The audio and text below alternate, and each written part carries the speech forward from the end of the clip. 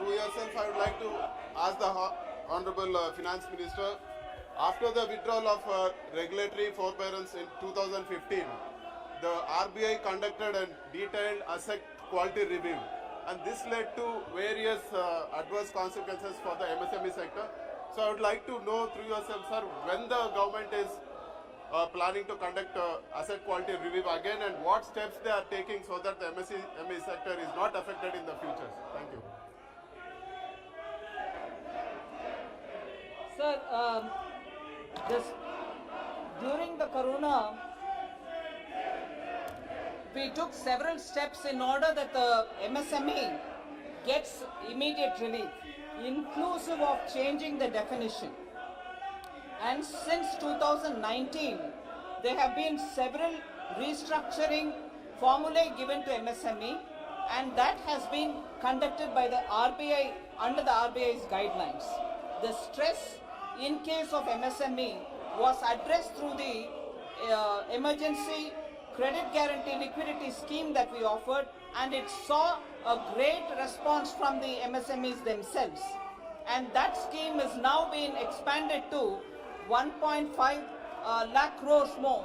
Therefore, what was 3 lakh up to 3 lakh crores given as a security, a guaranteed loan, now has been expanded by another 1.5 lakh crores. So up to 4.5 lakh crores guarantee is being given without security to give further liquidity through term loan or through working capital for the MSMEs.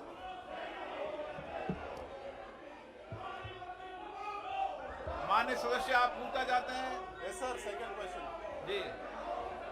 Sir, through yourself, I would like to know from the Honorable Minister that for issues where payments are pending from the government, be it the central government or the state government, the MSME or the small people who are doing the government works are asked to pay the GST without actual realization of the money.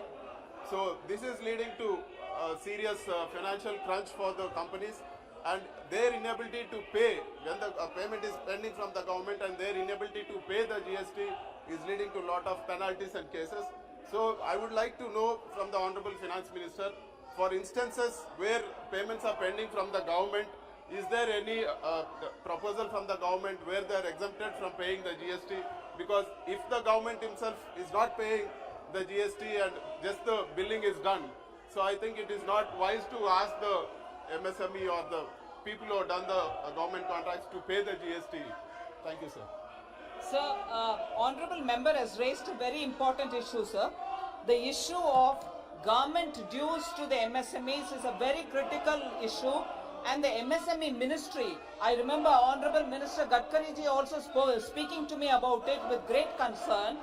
I have over last year 2020 reviewed it from the point of view of central government and the various departments which owe money to the MSMEs, inclusive of public sector undertakings.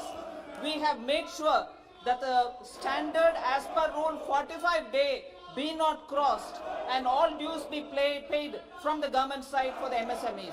More importantly, the TREDS platform, where these MSMEs payments can be discounted if they are on the platform, is very actively encouraged by us.